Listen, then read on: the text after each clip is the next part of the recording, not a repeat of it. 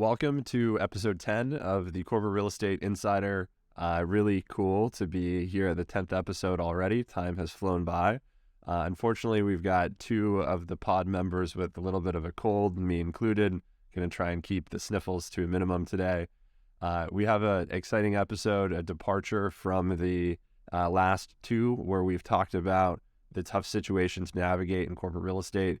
Today, as usual, we're going to be jumping into the news, what's happened over the last 2 weeks, but we're also going to be talking about who's buying office buildings today, who's selling, is this a market cycle or generational change? Why is this happening? What's going on with sale-leasebacks?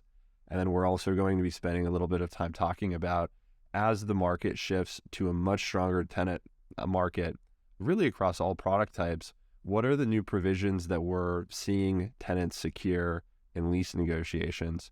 To kick us off on the news, Brian Connolly with an interesting story. Thanks, Tucker. I want to talk about something I've been researching for a client. It's really around how companies are viewing, large corporations are viewing their real estate. There's some that's public and some that's not. But if you look at, say, Meta's come out publicly and put their plans for expansion in the campus they had envisioned for Northern California on hold. You've got Oracle that put 300,000 square feet of space on the market and moved their headquarters to Austin, Texas. You've got another one of the FANG companies that's not public yet, but could be putting their campus in Northern California on the market, which is roughly 1 million square feet. You've got another large, coming out of Northern California, you've got another large tech company that could be putting 1, 2, 3, or 4 buildings on the market in New England. They have a campus here. So I just think I find it interesting that you're starting to see these large corporate campuses in the environment that I think people thought their employees wanted. And they took a different look at it. They took a look at the cost structure of building owned campuses. They looked at the cost structure of operating owned campuses and really what their people wanted, and have made a decision to dispose of those or to look at them differently, which I thought was pretty interesting.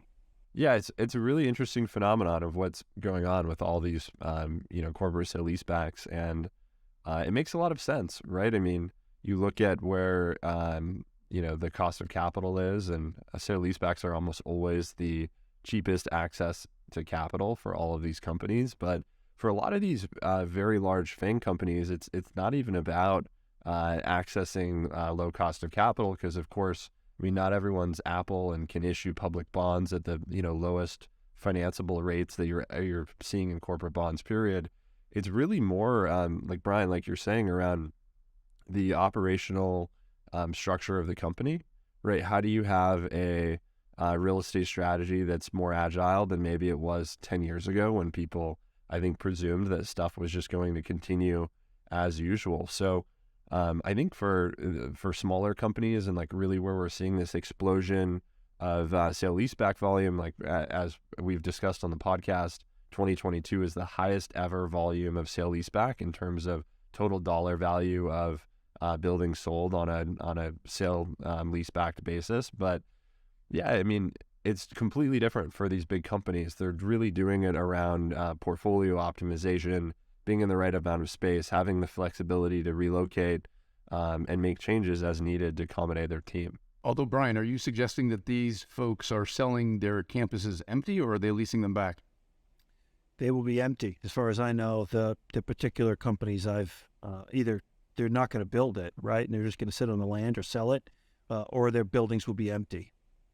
So not the same sale-leaseback phenomenon, but something else where they're shifting strategy entirely. Yeah, I mean, you never know, right? So as you look at it, there's very little information out there. So are they gonna retain one building or lease back one of the buildings if they sell multiple buildings? You just don't know yet. It depends on value. I think a big piece of it is what the future use, and I think this feeds well into what we're going to be talking about, like who's buying these buildings. Is there a future use? Does it work well as future office? Does it work well as some conversion? And if you can create an environment that allows the employees to see a vision for the future in the area, right? It's not just an old campus that's now multi-tenanted. it could be a good opportunity to do a sale leaseback on a portion of it. We've been talking a lot about office over the last 9 podcasts, industrial, a little bit of life science, but I want to talk about life science for a second, because there was an article in the Wall Street Journal last week that talked about how the lab market is now seeing its first signs of distress. And it's stuff that we've been calling on and talking about, at least I have, for quite some time, because we've been experiencing it here in Seattle. But, life sciences and lab has been kind of the hottest commercial real estate asset class for investors, especially through the pandemic. It was an investor favorite, and really because it was much, much less vulnerable to work from home.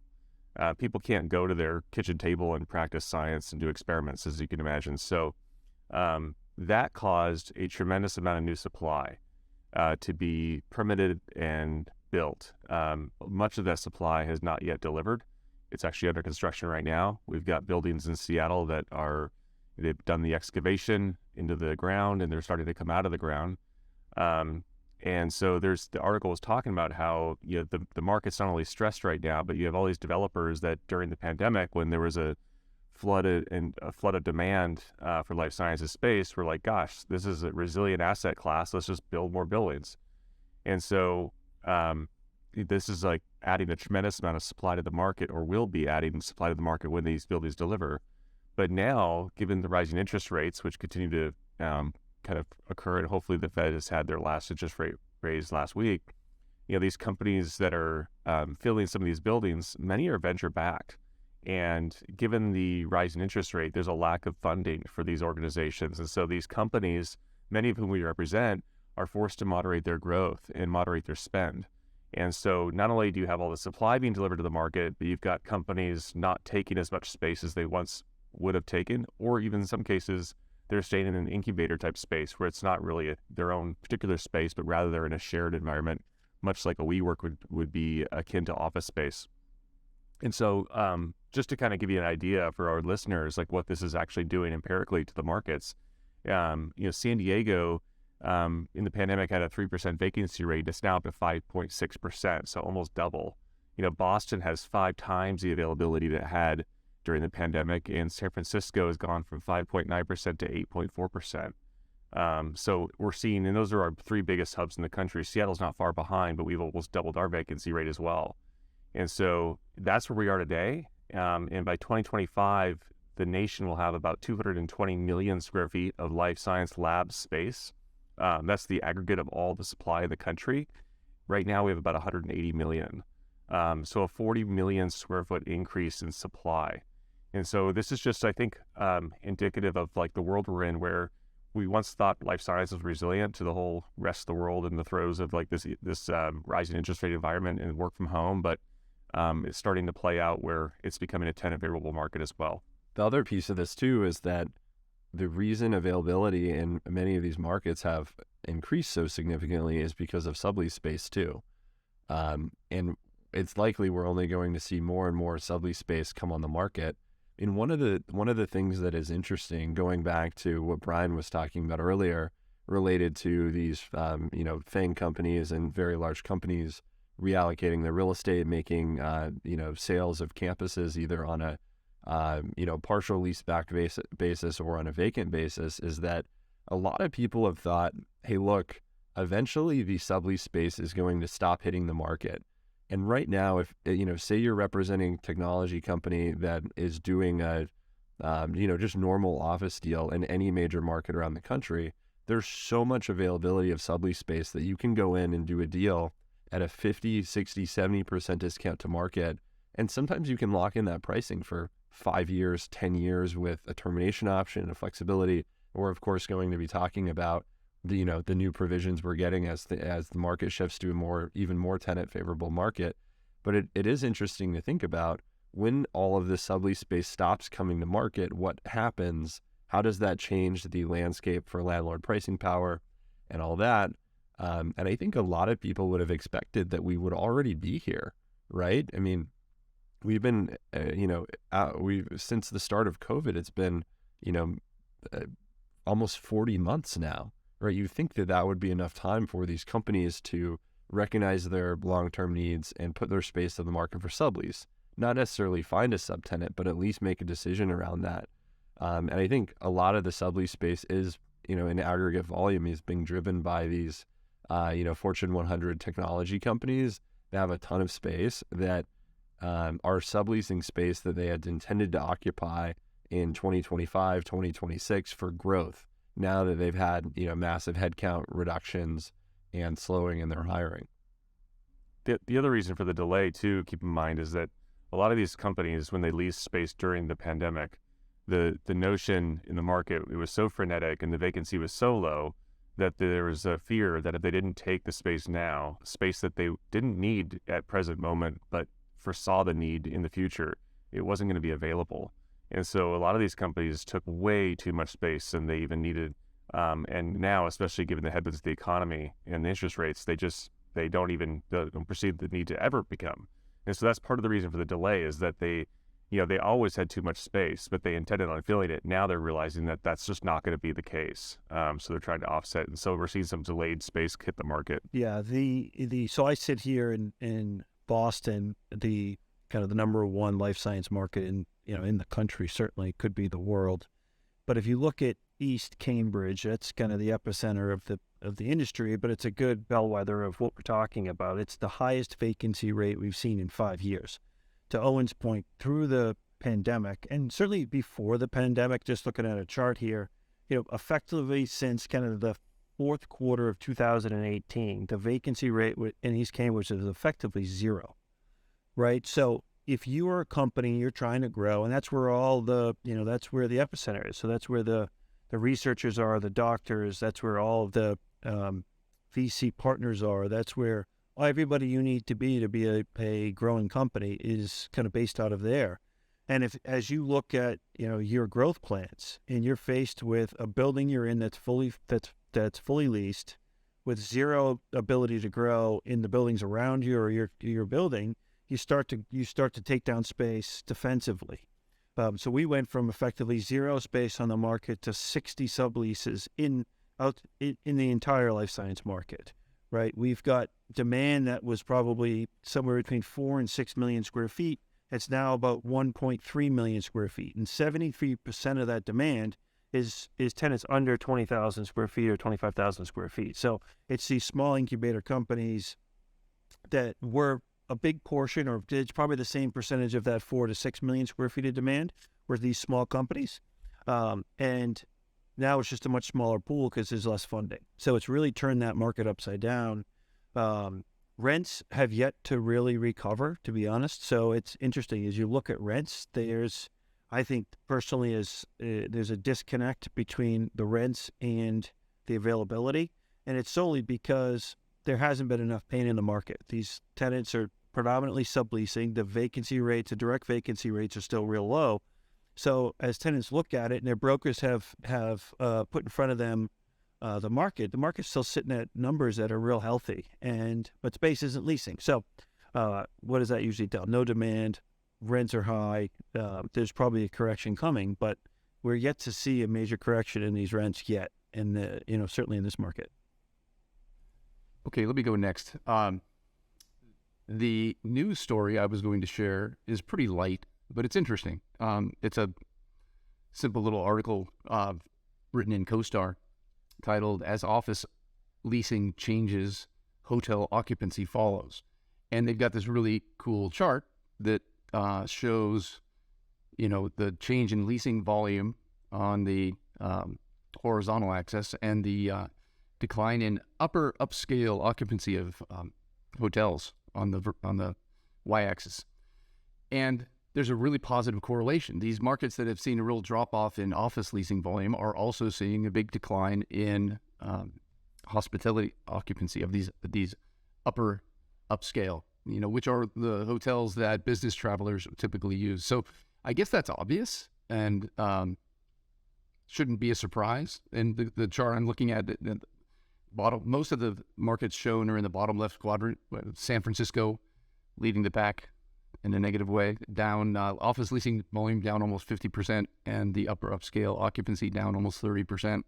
And then following along shortly thereafter, Washington, D.C., Philadelphia, Seattle, Chicago, New York, up this trend line. there's a couple that are in positive. San Diego and Boston are both showing positive office leasing. Well, but this was 2022, and back to that life science comment, I think that was while life science was still booming. That's obviously now changed. And then Miami is the only market that's in the upper right quadrant, and I think that has something to do with crypto. So a bit of an outlier. Anyway, I'll read you one paragraph from this article. One outcome of the post-pandemic office is that it has become rarer for all staff members to be in the office at the same time. Where attendance is less frequent, travel to these offices and markets is impacted because there's less opportunity to meet in person with key stakeholders at the office. Thus, occupancy at upper upscale hotels has suffered as fewer corporate travelers visit clients and instead rely on technology to remain connected and productive. Okay, so that's their theory of the case, explaining this positive correlation. I don't know if that's the right answer or if that's true, but I find it really interesting.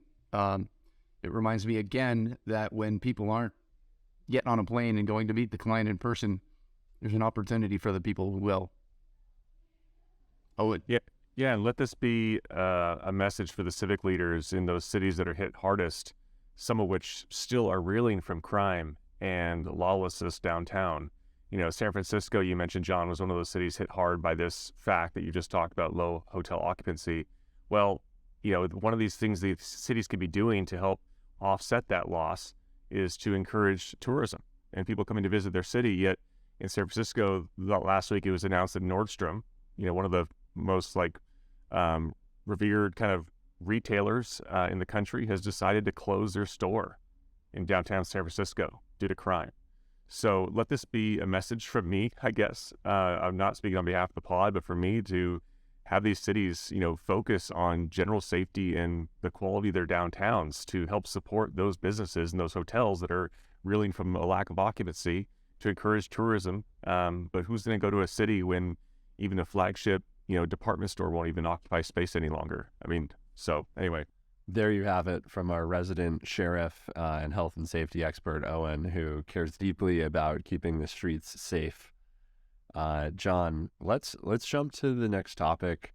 I know that you did quite a bit of research in preparation of the pod.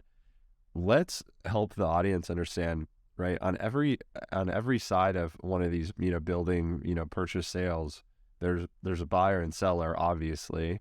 And who are these people that are buying these buildings? What kind of discounts are they buying them at? What do you think the motivation is? And are they simply taking a contrarian take to whoever's selling, right? I mean, the people that are participating in this transaction, I mean, are doing so willingly, and somebody thinks that they're selling at the right time and somebody thinks that they're buying at the right time, and remains to be seen who's right. So really interesting topic to explore. Yeah, fantastic. Let me go. And so unfortunately, I'm going to have to talk for a few minutes. I'm going to hog the airtime and then I'll stop, I promise. When we threw out this question to the group, it was super interesting because I didn't have an answer, but I figured we ought to be able to try and come up with an answer. I mean, who's buying office buildings today? Is it just a market cycle thing, or is there something different going on now? And so I dug into, here's what I did. I dug into CoStar, and I looked at the recent sales of office buildings, over $100 million in the last 6 months. And then I just started looking at each individual comp, and just getting through the first 5, each one tells an interesting story. So let me just show you what I found. On April 6th, comp number 1. On April 6th, One Liberty Plaza, 2.35 million square feet in the World Trade Center submarket in Manhattan.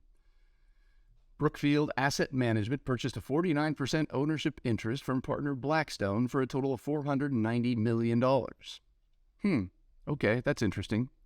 Also more interesting if you realize that that Brookfield had previously sold this minority interest to Blackstone in 2017 for $742 million. So what they sold to Blackstone for $742, they just bought back for $490. That's a discount of 34%. Super interesting. Even more interesting to note that Brookfield recently defaulted on a $755 million loan on two downtown towers in downtown Los Angeles. So what it looks like is they're doubling down in Manhattan at a time that they're sort of giving up on those investments in Los Angeles. Okay, that's interesting. Comp number 2, April 5th. I didn't have to go back very far in time, but I mean, transactions are happening. April 5th, Harborside project at Hudson Waterfront submarket in Jersey City, New Jersey. 2 million square feet, sold for $440 million, or $208 a square foot. It was mostly leased. There was just showing 3 spaces available. The seller was Veris Residential, and the buyer was 601W Companies. Veris, let me read so I get it right. The seller was motivated to divest the asset as part of their business plan to transition to a pure play multifamily company. They've been at that for a while, so they just wanted out of office, and they went looking for a buyer and found a market clearing price. So then I started looking at 601W Companies, right? They're a pretty big player, and I found an article from January 2021 during the pandemic about them spending $945 million to purchase 410 10th Street in Manhattan. Here's a quote. The selling broker said 601W's willingness to pay nearly $1 billion for the SL Green building almost a year into the pandemic proves it's already looking past the crisis. And that goes on to say, from its inception, 601W has played the long game. Okay, so that's who's buying office buildings, office investors. Like they've always been buying office buildings, and they're viewing this as a market cycle, and they're buying something on sale. Veris wanted out. They found a market clearing price. I find that interesting. Comp number 3. The park at Broken Sound, Boca Raton, Florida. There was a Home Depot. Is it Home Depot or Office Depot? I think it was Office Depot headquarters. Sale leaseback. 650,000 square feet on 29 acres. It overlooks the Broken Sound Country Club. Office Depot did a sale leaseback on 285,000 feet of it. The price was $104 million, or about $160 a square foot. Interesting, they got a loan from City National Bank for $63 million, so that's a 60% loan to value. It was bought by a joint venture, PEB Enterprises and BH Group. Both those groups are office investors based in Miami.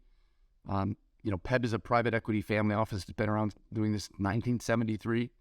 And what I take away from that is, office investors are going to invest in office buildings. They don't view this as a generational change. They're not giving up on the product. They like quality product, banking on a flight to quality, and they're mitigating risk with a sale leaseback for a part of it. I can see how they would rationalize that. Okay, quickly to comps 4 and 5. The buyer was the U.S. government, Department of National Director, Office of the Director of National Intelligence, bought Liberty Crossing 1 and 2. $530 million, $630 per square foot from Peterson Companies. Well done, Peterson Companies. Here's what's interesting about this one. Where we were talking about sale leaseback volume being at an all-time high, here the U.S. government is doing the exact opposite, basically doing a lease buyback. They were leasing the buildings, they ran the math and decided they would be better off to own it rather than leasing it. So when the entire commercial market is running this way and doing sale leasebacks, they're doing a lease buyback. Maybe they're just... Yeah, I'll let the audience decide why the government's running in a different direction. And that's it. Comps 1 through 5. Each one tells a different story. And the main takeaway is that these offices, we talk a lot about what's happening in downtown major metropolitan markets. And, I always say that builders are going to build, and office investors are going to invest in office buildings. They're viewing this as a market cycle. They're looking for a market clearing price. There's going to be sellers who need to sell, and that's how the two parties come together. Yeah, Brian. Yeah, it's interesting. Very interesting stuff. It kind of reminds me to take a step back, right? So if you remember, real estate was classified as an alternative investment for many years. So, so the allocations in these large funds, in these portfolios was in the same allocation as other, what they would quote as risky investments. Well, that allocation or that classification, which provided for a higher allocation, changed, and they became more of a core asset, which allowed in large institutions and pension funds, global, just big global companies to invest a higher allocation of their capital into real estate, which really drove demand through the roof, right? So you're starting to see and then at the same time, you had a lot of foreign investment, big investments out of Asia, big investments out of South America, the Middle East. We're massive investors in real estate, certainly in this market and probably around the country. And those allocations have changed. They're coming out of office. They're going into other types, industrial, certainly seeing higher allocations.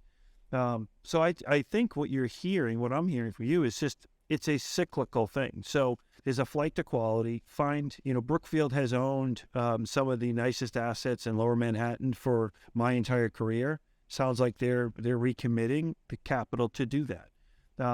You're seeing other buildings that are trading at valuations that are lower than what people believe the long-term value is. So if you're a long-term player, it could be a great time to buy, right? There's cyclical pressure on to the downside, and if you're looking past this current market, it could be a great opportunity to own a really good asset at a low cost compared to historical values. So I don't see it as very.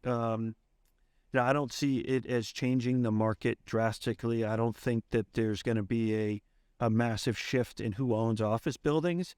I just think there's going to be less office buildings to own, is my opinion. Well, I think you're hit the nail on the head. I mean, John, a lot of these buildings you talk to, less the building the GSA bought, which I don't have much faith in the GSA making the best real estate decisions, but they all sound like quality assets. So like looking over a country club in Boca Raton and then build a building that SL Green had developed. I mean, they built amazing product. They're all quality products. The difference between now and other cycles, because there's always going to be a buying cycle for office and office buildings in the commercial markets. But the difference between now and previous cycles is that the people buying buildings will be buying quality buildings in quality locations. There are buildings that just won't trade. Nobody wants them. There's a building in Seattle, I won't go into detail about what it is, but it's not going to sell. Nobody wants it. You should take a wrecking ball to this thing and build something else. Maybe multifamily, I'm not sure. But the point I want to make for our listeners is that there will be trades. Stuff is going to continue to trade through 2023 and beyond, but the stuff you're going to see trade is going to be the quality assets that have the ability to attract those that put value on being back together in the office.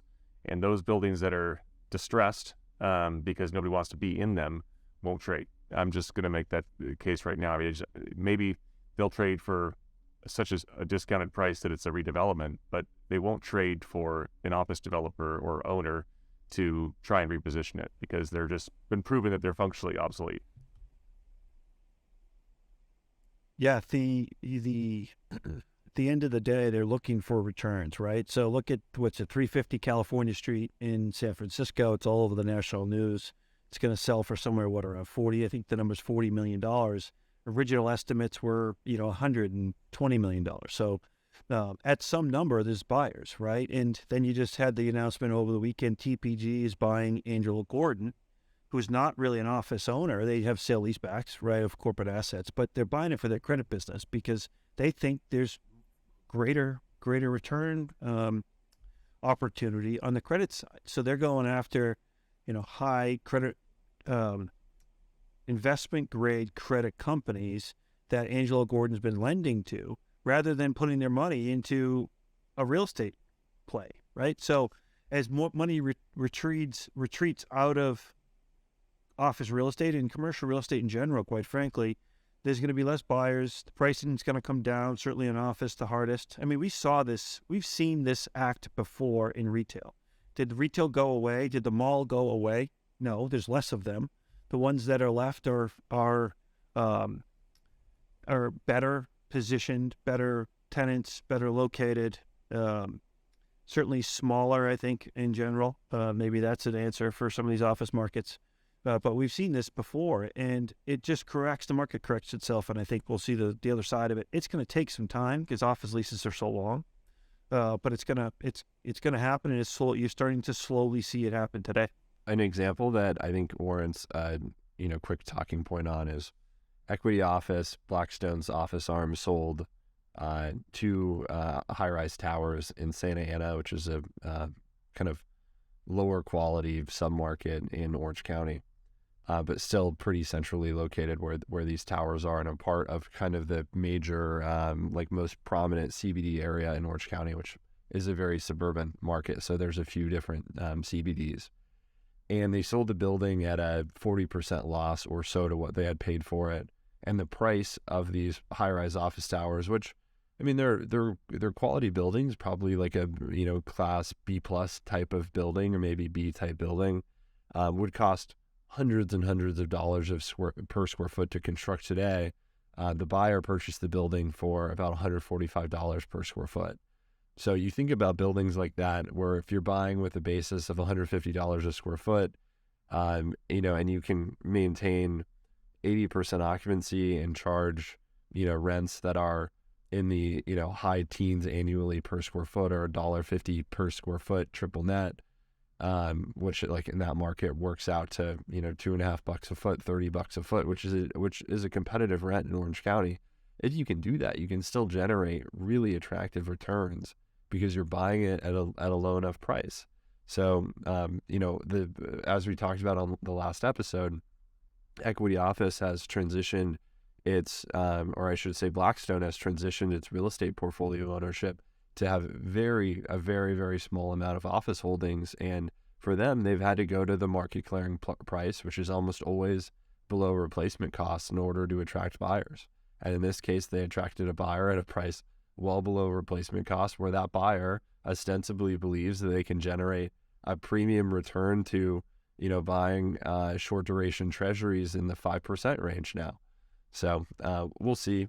I think for a very long time, the success of real estate investors has been driven by declining interest rates and less value add. And I think that there's many investors that believe interest rates will go down from here. Maybe not to zero, but from 5% to 2% or 2.5%. And if that were to occur, anyone buying an office building or buying any fixed income that is priced based on the current reality, if we see interest rates get cut in half from 5 to 2.5, those people are going to make a substantial amount of money, unless the rents or tenants or occupancy and different factors that contribute to a building's value just precipitously decline over that same period. So we'll see. I think it's a risk to make really large capital decisions based off of macroeconomic forecast. I mean, if anyone really knew where interest rates were going to be definitively in a year or 2 years, then you should be the chief investment officer of BlackRock or Blackstone, or figure out how to make a super levered bet and make billions of dollars. And I don't think there's a single person on the planet that really knows, and only a few that have the conviction and access to capital to make a real bet on what their viewpoint is. Hey, Tucker, in keeping with the title of this podcast, so who was the buyer? Who was that bought a Santa Ana asset from Blackstone? Yeah, John, the buyer was a company called Barker Pacific Group.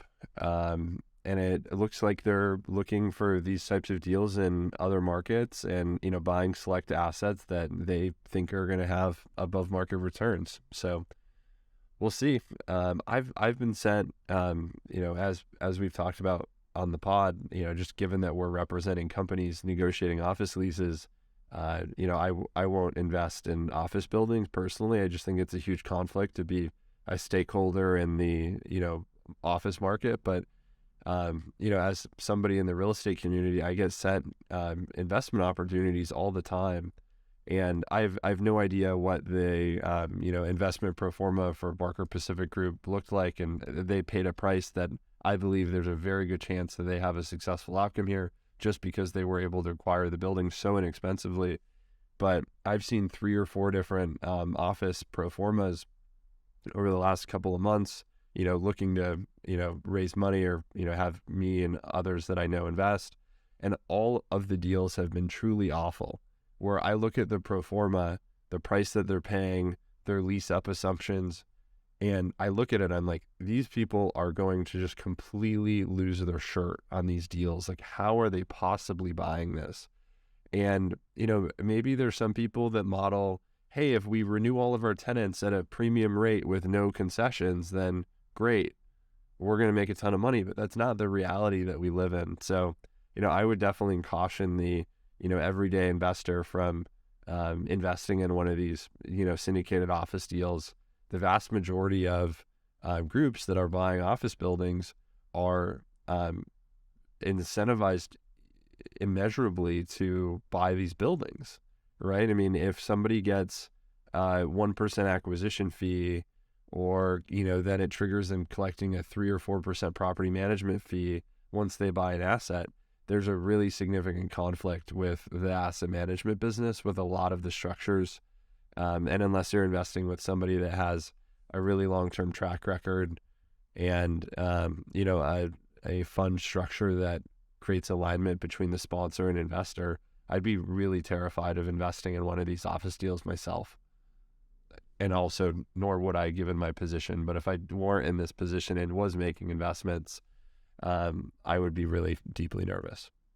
Yeah, I think you're right. And just to look at it through the lens of a tenant, this is the more deals that get retraded at valuations that are realistic to all of the risk and assumptions you're talking about, the better it is for tenants either in those buildings, obviously, but for tenants in every building in the market, because it starts to reset the floor in terms of what opportunities there are at lower pricing points. Because if they buy the building with a lower basis, you can certainly get a lower rent. The challenge that many tenants are in today is they're in a building where the building was bought at a high valuation. The owner hasn't accepted that they're going to be wiped out of their equity, and they're trying to renew tenants and do deals at unrealistic rents. The more opportunities there are in the market with a completely new pricing structure, the better leverage a tenant will have in the process that they run to go either renew their lease at the right number and work with the parties to do that, or relocate. And so I love to hear, like, the more buildings that trade and trade at the right number, the better it is for our clients across the country. I just thought of something I want to chime in on your reference to buying an asset below replacement cost. I now realize we want to maybe take a step back and ask, would we replace that asset today? Just getting, buying a below replacement cost sounds great, but not if it's an asset we wouldn't choose to replace. And not if it's an asset that just doesn't have any ability to attract any tenancy. I mean, that's the issue. And that was my comment earlier, is that there's just assets out there that we would have to get back to 100% occupancy of those at least office space like we had pre-pandemic in order for some of these buildings to lease. I can't stress it enough. There are some that just, in my opinion, unless that occurs, which is people come back in 100%, they're destined for failure. I guess time will tell, and we'll eventually see who the smart money was and who the stupid money was. Although, at the same time, hard to, call smart people that make decisions that are counter to what the Fed decides to do stupid. I think you're just a participant in the market, and you could be an amazing ship steerer or sailor, but then there's just like 10 tsunamis that batter your boat. Not really much you can do. And as I often joke with my friends, and this doesn't just affect the real estate market, but really all markets, an asteroid could be hurling towards Earth, about to end humanity as we know it. And if the Fed were printing money, the stock market would be way up.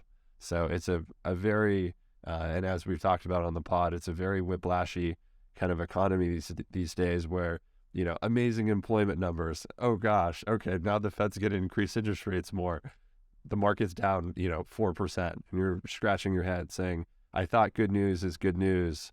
And really it's good news is bad news, and bad news is good news because of the impact that, Fed's monetary policy has on all of the overall markets, and in particular, fixed income markets, of which I would include real estate in that category. Okay, well, with that, let's move on to our primary topic of today's podcast, which is, as we are shifting to a tenant's market, what are the new provisions that we are now being successful getting for our clients? And I think it warrants just highlighting, this is not just office, right? As Owen talked about, this is life science, but it's also industrial. For the first time, I had a industrial landlord that is a large publicly traded REIT looking at a very complicated, large build-to-suit. And they told me that, hey, we don't think that we can comp out these rents, and here's why we can't comp them out. And in major part was it due to the interest rate increase last week. I think that caught a lot of people in a position where they hadn't expected that to occur. But anyways, this also impacts industrial. So we're going to start seeing provisions for industrial tenants that nobody has seen or thought about over the last several years. And of course, it won't be extreme as what we're seeing with in securing for office tenants, but it also does warrant a conversation.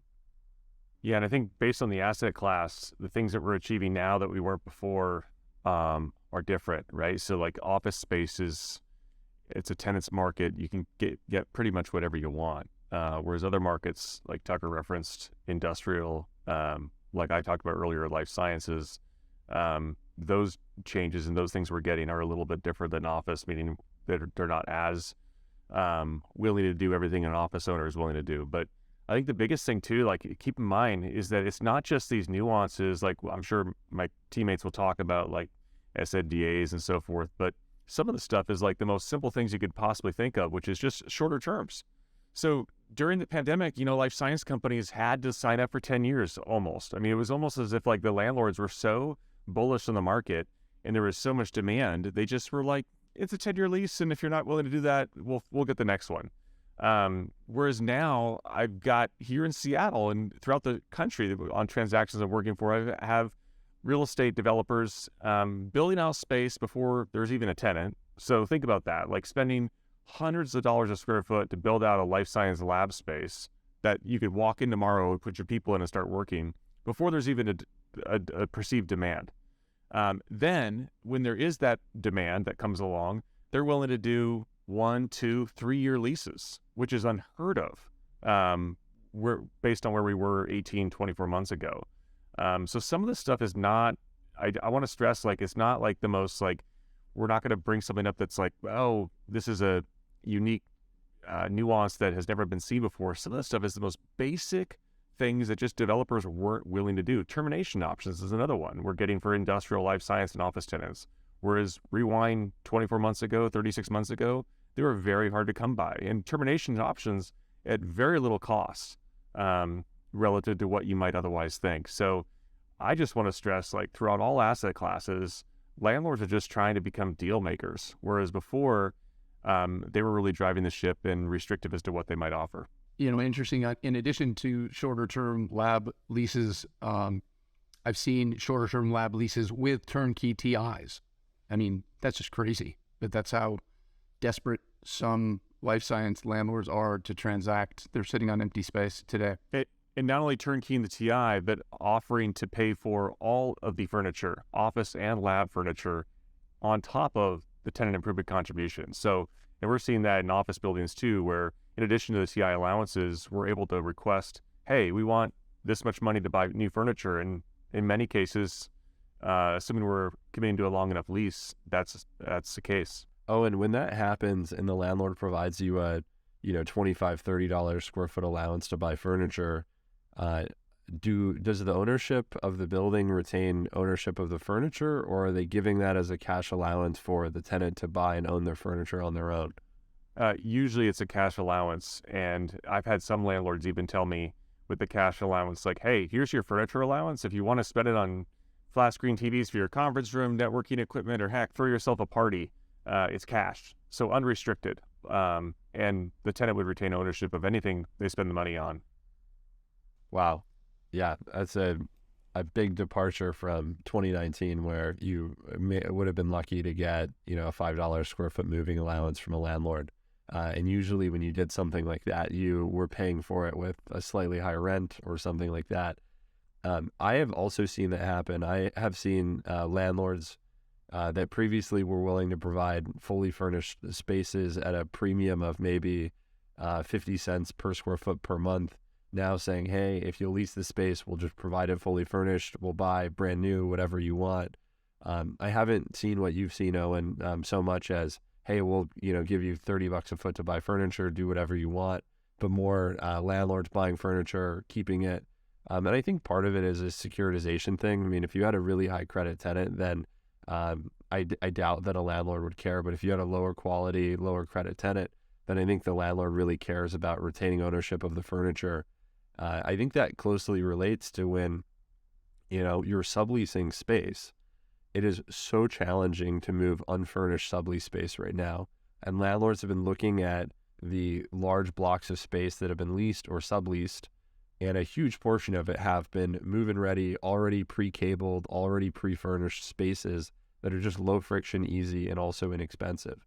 I just have finished a transaction recently where not only did we get furniture included in the deal, but in addition to that, the landlord provided a very unique deal structure where we received nearly a year of beneficial occupancy, which is a way for landlords to structure a deal while keeping their face rents up and not providing a ton of free rent, at least on the surface of the deal, by providing all of the free rent before the lease commences. So if you have a company and you're going to be making a move in the next couple of months, many landlords expect that if they have a vacancy today, that space, they're probably not going to be collecting rent on it for 12 to 18 months. And if you have a occupancy date that is sooner than later, and you can go to the landlord and say, hey, look, I shouldn't be penalized by the fact that my occupancy date is sooner. Your best case scenario, if I don't lease your building, is that somebody begins paying you rent in late 2024. So I'll commit to the space now, give me use of the space at no cost. I mean, if anything, maybe you pay variable operating expenses or something like that, and get a year free rent before the lease even begins, which in the technical term in our industry is beneficial occupancy. And then your lease begins in late 2024 when they would otherwise expect to find a tenant. Maybe you get 5 months of free rent on a 5-year deal, and that's when the actual lease term itself begins. So the structure ends up being 12 months of beneficial occupancy, 5 months of free rent, and then maybe 60 months of paid term. And that 60 months would begin in, late 2024, early 2025. Yeah, it's a fun time to be a broker with tenants in the market, isn't it? And I think, I think my advice would be and areas to focus on and would be know the landlords that you're dealing with and know the tenants, right? So life science you brought up, and the fact that landlords are delivering space turnkey. Well, they're competing with subleases. So they have space that's, it's 200, 250, 300 and up a foot to build lab space. They're competing with fully built out, fully furnished lab space. Their space will not lease unless they do it. You walk in the door as a tenant, you're going to provide them income on space they're probably going to have to go spec on anyway to drive any type of interest in it. So understanding that, they're going there anyway, and you should get that value. Other landlords where the space is sitting there, it's fully furnished, it's office space, flexibility. What is their out-of-pocket cost, right? It's truly low. It's TIs and brokerage commissions in many cases. So flexibility is the area you focus on, right? If your client wants a short-term lease, you can get a 1, 2, 3-year office lease, and whatever terms you want in terms of that. The right to downsize, the right to stagger lease expirations if you're a multi-floor tenant or a large tenant. The right to drive landlords to enhanced-based buildings. So in terms of when does your TI kick in and when does the landlord's delivery of the base building end? Push that. Get your, stuff like drop ceilings if you're doing that, T-bar lighting, lighting, flooring, distribution of HVAC. So provide landlords a plan as part of the lease. They have to distribute your HVAC. Other areas of an enhanced base building that allow you to, and that could be $20, $30, $40 a foot of capital cost that you're pushing back on the landlord as part of the delivery of the space to you. So there's areas there. Most favored nations is another one I like to put in and allow you to do if there's a period of time after you sign your lease that they do a deal with a rent that's lower than the rent that you're paying, you get that rent. And as a large user, you can get that in many cases. Ryan loves enhanced base building deliveries. It's one of his go-tos. Somebody wants to talk about optimizing a proposal or lease. He's like, let me talk to you about enhanced base building deliveries right now. I think like what it really comes down to is you have to understand every lever you possibly can pull here. And then you also simultaneously need to understand exactly what the company you're working with needs and what is going to drive the most value for them.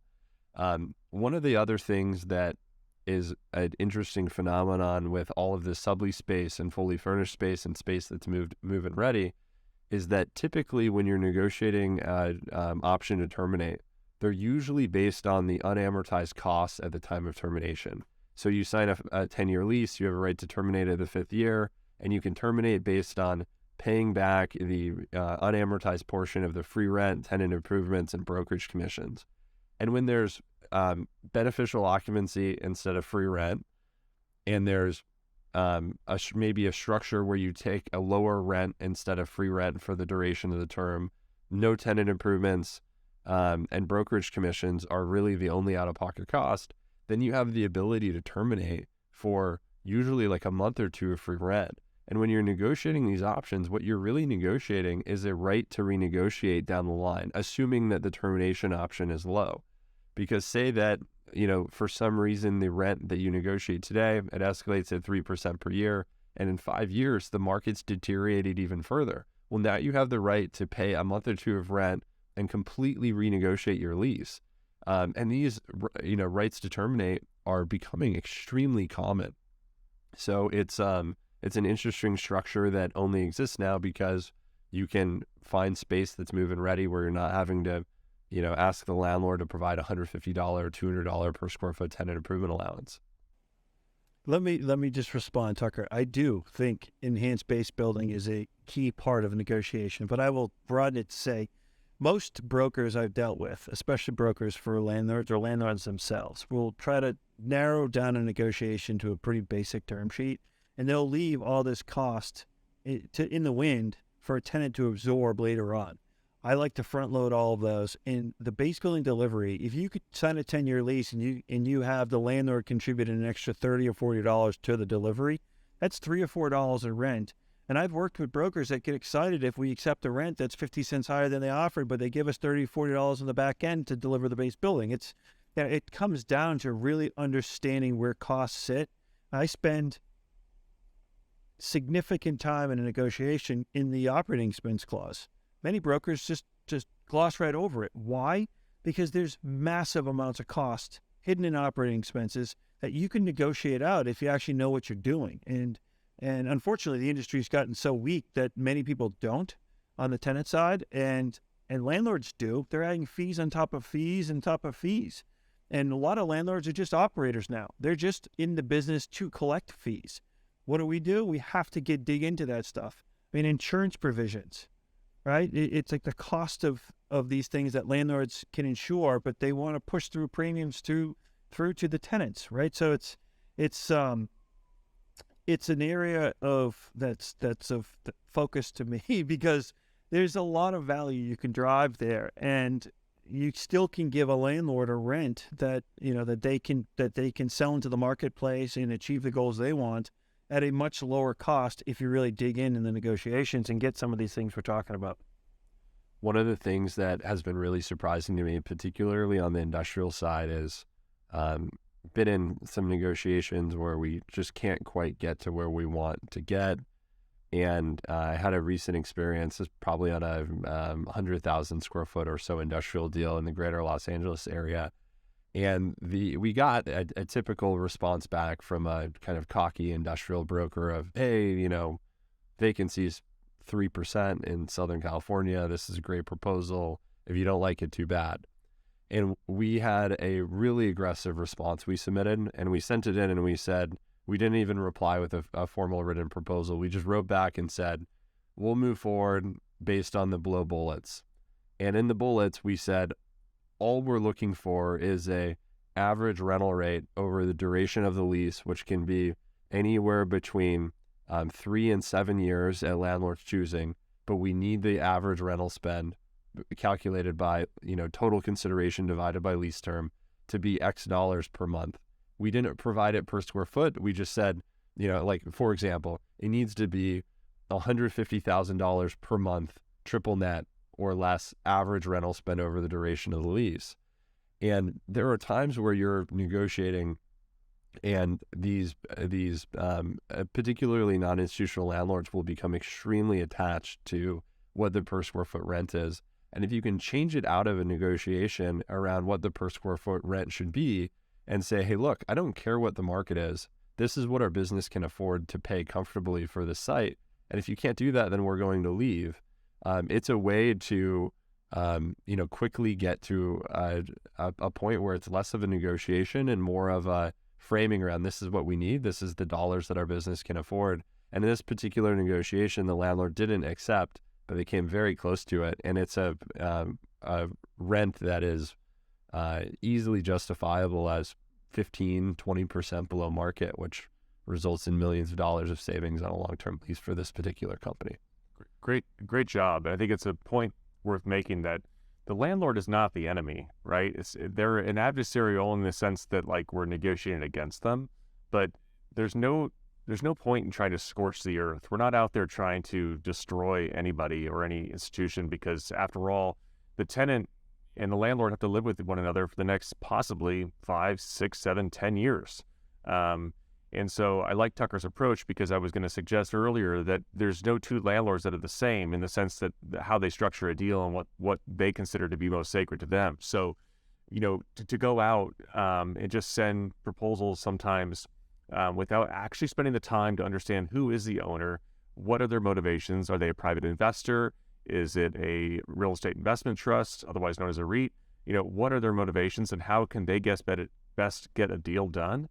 And understand how they structure deals and how they value deals, you'll be much more effective at getting those things that you care about, or getting the best possible terms when you understand the nuances as to what's important to that landlord. And each landlord's, like I said, different. They care about different things, and no two are the same. So kudos to Tucker for the way he was going to negotiate that. And I also want to bring back one comment on termination options that Tucker was talking about. I thought the same about renewal options. Normally a renewal option is that it's at fair market, right? Oftentimes it's irrevocable, and rarely do tenants exercise them. In today's market, you can not only get renewal options, but have them be at a percentage of market, or 3% over the last month's rent. And in those cases, if you were to exercise, you're either getting it at a discount to market, or maybe your rent schedule is so far below market that a 3% increase is still phenomenally good. In these cases, just like that termination options that Tucker talked about, whether you exercise it or not is to be determined, but it's a point of leverage and a tool you can use to force a renewal outside of having to exercise at incredibly favorable terms, again, depending on where the market might be. I'm personally finding that it's significantly easier on low capital deals to negotiate a termination option than it is to negotiate a fixed rate renewal option. It's very strange. I mean, they're essentially the same thing. If there's limited capital, it's a nominal termination right. But for whatever reason, landlords are very committed to saying, nope, we do not provide fixed rate renewal options. We just don't do that. And I think brokers that represent sub-landlords have been trained by their institutional clients that have left, so much money on the table by agreeing to fixed rate options to just say blanket, we don't accept it. Yet I almost never receive any pushback on a termination option based off of unamortized cost. So it's interesting.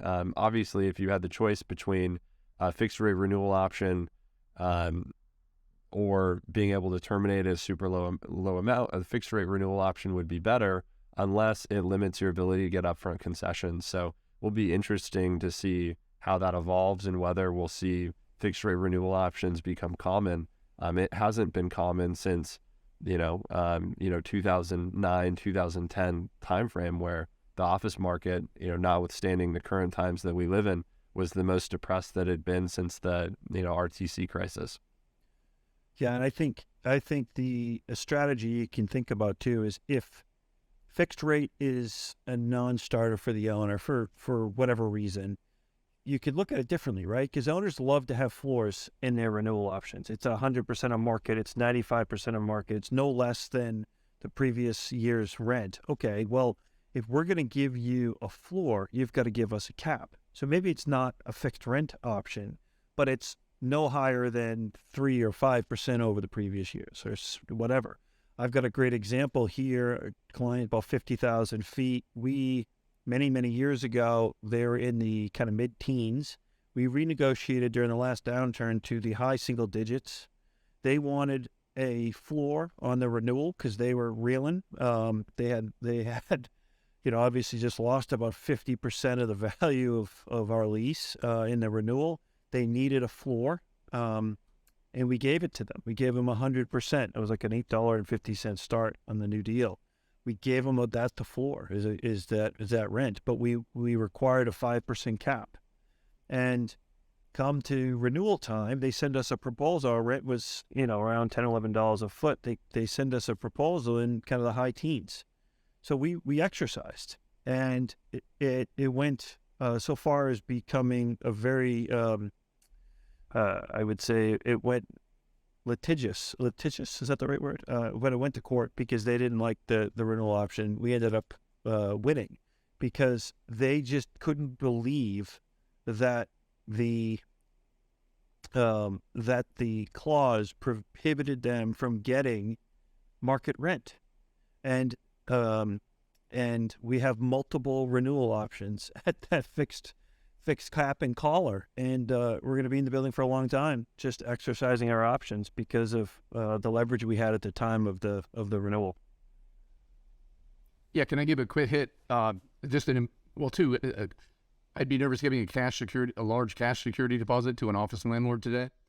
Instead, use that letter of credit because in a bankruptcy, that cash deposit could get wiped out.